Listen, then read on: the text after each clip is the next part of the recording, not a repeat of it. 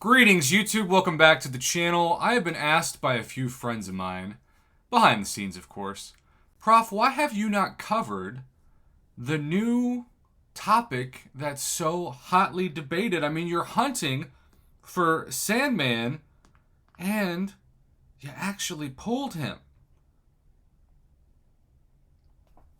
Why not talk about Kabam's shadiness with Sandman? Well, I haven't used him much yet, so I feel like my knowledge of him is pretty bad. And my friend KT1 already covered, and I invite you to check out his channel. His thoughts on Kabam's decision to tweak their buff of Sandman. And yes, as you can imagine, it's very controversial. But I think this concept, this thought process, this dilemma is actually a sign of a bigger fear. So many of you, including myself, of course, and my beloved Mama Bear, buffed Hercules, took him to rank 2, 3, 4, 5, and then he may or may not have been your first ascended 6-star. I know he was for me. Ascended Hercules is really a dream come true. And I already use him for just about everything.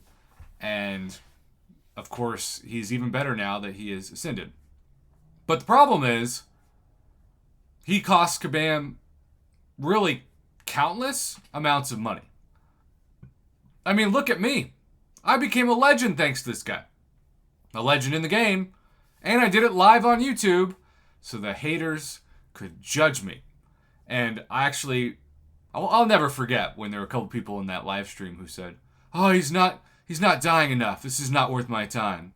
As if the only reason why you're supposed to tune in for me, because of course people were like, "Prof, do more gameplay." And then I used to do gameplay all the time live, and people would say, "Ha, you suck. I'm better than you." And it honestly hurts your mental health, your self-esteem.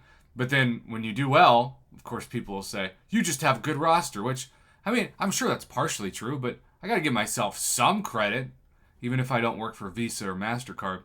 So, Kabam is terrified of the next Hercules. They have probably lost, literally, tens of thousands of dollars, hundreds of thousands of dollars. I wouldn't go as far as to say millions, but maybe somebody out there would. Certainly millions of units worth of revives.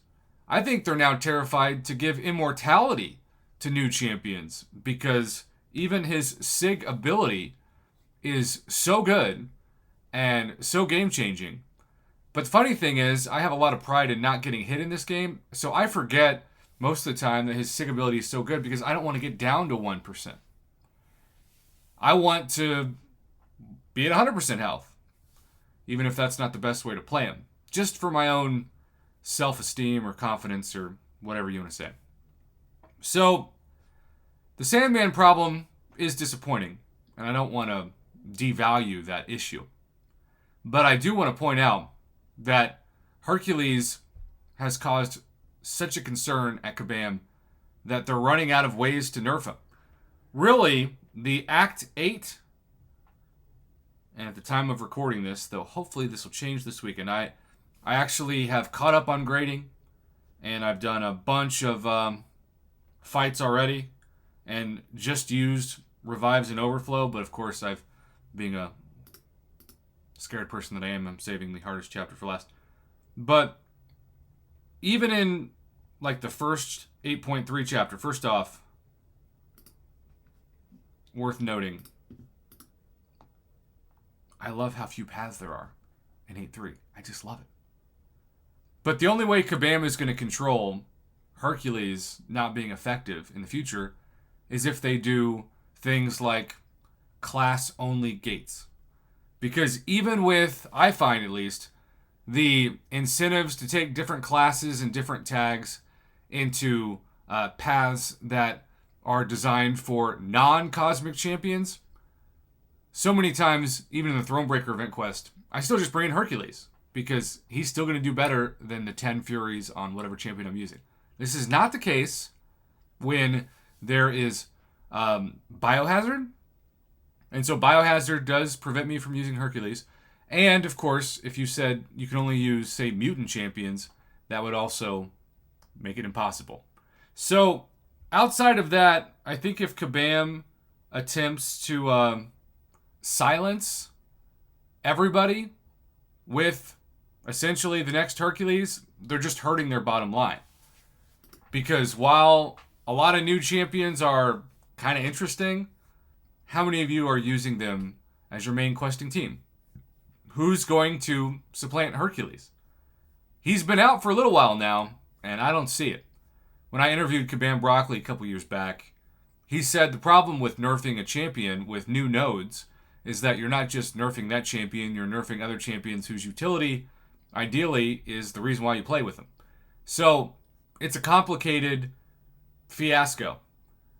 I believe there are a number of reasons why this game will eventually, someday, fail. But Kabam would point to Hercules in the short list of reasons why they've lost so much money.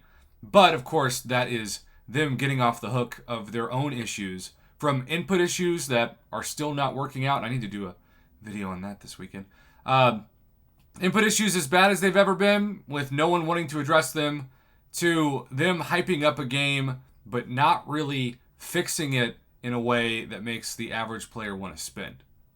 That's an issue that has nothing to do with Hercules. But they're so terrified of the next Hercules that they're willing to keep new champions, as the kids would say, mid, and buffs or tune-ups, well, still mid. And in a world where you've got the greatest champions on so many rosters, you're going to end up saying, oh, cool, Yellow Jacket's buffed. I'm not going to use them, though. And so many other examples of this. So, that is a video for this weekend. I wanted to cover it in my own unique way. Thanks for watching. Have a good one.